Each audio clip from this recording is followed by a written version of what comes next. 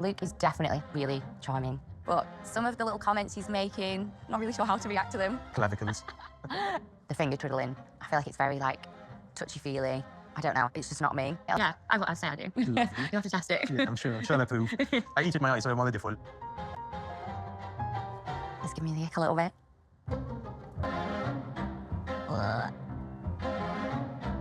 How are you doing? Not too bad, What do you think you. of the bride? Oh, she's gorgeous. Oh, I think the apple doesn't fall far from the tree, if you ask me. You know, I feel like I'm the lucky one tonight, mate. And it's very clear to see, you know, you've done a really good job with her, and I just want to commend you. Like nightclub entertainment stuff. Still do a little bit here and there, but we met doing that. Luke has done the butler and the buff job. Makes me feel a little bit uncomfortable. Very nice body, but concealed for me. Are you honest? 100%. Okay. I feel like honesty is like the best. If you don't have honesty, you might as well just pack up and go. Yeah. Learning about each other, right? This is why the experts have put you together. For you to experiment and see what you like about each other, see what you don't. And don't put too much pressure on yourself, just enjoy it. That was an accent. You know what, I feel so relieved because, you know, answer to my prayers and all of that, I think it's here. So amen to that. Was to meet somebody different to who I've been with before. I feel like maybe that's why I had a little bit of doubts. Different to who I've been with before. I feel like maybe that's why I had a little bit of doubts because you were such a gentleman. It is crazy, isn't it, when somebody has been through an experience with someone and that experience that they've had with someone has involved them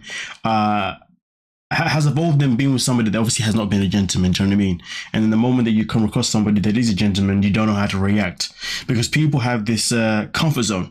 They are so used to mayhem, so used to, you know, someone that makes things difficult to them, that when someone comes in who makes things actually simple and easy for them, it makes them feel very uncomfortable. It is wild, isn't it? And those same people are usually the same people who complain, oh, men ain't this or women ain't this, you know?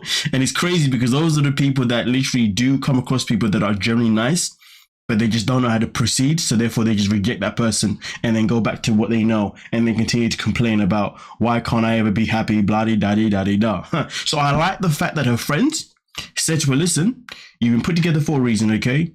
Be open and let the process do what it's got to do. Don't go into this feeling a bit anxious and whatnot just because of X, Y, Z. So shout out to the friends for definitely, you know, putting her in her place and saying you need to, you know, give this 100. None of this nonsense you're doing right now. Like I've never. And you've never really had that before? No, not really. Good. Most of my adult life. So I wanna try definitely things different. With Nathan. Before we move on to the last two here, I will say this though. I do feel like sometimes, and this can be subjective, but I do feel like sometimes it is best not telling someone that you've received the bare minimum before. And the reason I say this is because sometimes in life, if you're with someone, if okay, look at this way, right? There are people in this world who are quite manipulative, okay, who take advantage of somebody who has not been treated well before. So what they do is, if they know that you received the bare minimum in the past, they will then give you the bare minimum too, but just slightly better than what you've received. And in doing that, what happens is you feel like, oh yeah, you know, this person's that person. So therefore, you're then in a position where you end up actually you end up accepting certain behaviors that you shouldn't accept. I hope that makes sense because all I know is that sometimes in life it is actually best to not tell someone what you've been through, or not tell someone the negative things you've been through, and better to tell them the positive things you've been through, purely because when you tell them the positive things you've been through, that person you're with, they're more likely to behave in a way as if they're going to make sure that they, one, continue the positive you've been through, but also do an even better job than what you've been through.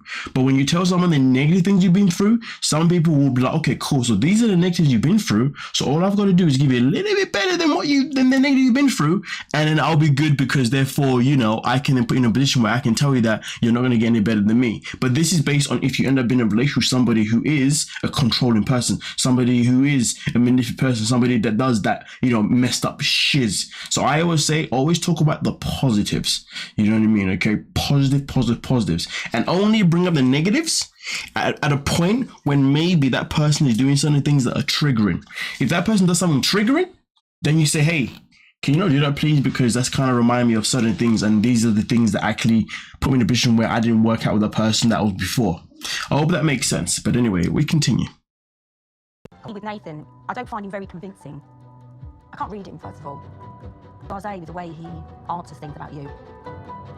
So, and what you've got to understand is he does get a bit nervous when there's a crowd, like now. He goes in his shell. Actually had some really deep chats about everything, you know. Behind closed doors, he gives me all the love, support, everything. Spoke to me bad, you know, cheated on me. He's never raised his voice to me. He's never called me any names. He listens to me. Obviously, it's about me. He does it in actions. He makes me a cup of tea. He makes me breakfast in bed. When I was feeling unwell, he was like, "Do you want anything?" That's awful. I'm joking. His banter's coming out now. Oh God. Take it with you if you want as well, if you want it, because that's awful. I'm joking. All right. I could go that looks like bottom bin, but I ain't gonna. All right. Nath, shut up. It's banter. I thought that was a bit rude. No, I was joking. Okay. Told you about your. Yeah, I know. Yeah, my bad. Teach your mum like that, No, especially yeah. when she's been cooking. Yeah, Yeah, it's just not very nice. Yeah, I know. You've upset me now. Yeah, no, I apologise. It's a joke that me and Lacey between each other. But I'm not Lacey. I know, I'm yeah, I mum. know. Mum took that banter too far, to be fair. I mean, it's dog house. Right. Oh, that's good shit. Nathan is that guy that just knows how to make things worse. Like, yo, I mean, you know, like the mum comes in first. She's saying all these things she's saying her concerns. But then after that, Lacey, your wife, defends you. And the mum's like, okay, fair enough, I hear you out. The mum's now accepting of you and obviously is willing to give you a chance as well, even though technically that's not, either way, she's willing to understand, obviously from her daughter's perspective, because she sees her daughter's happy.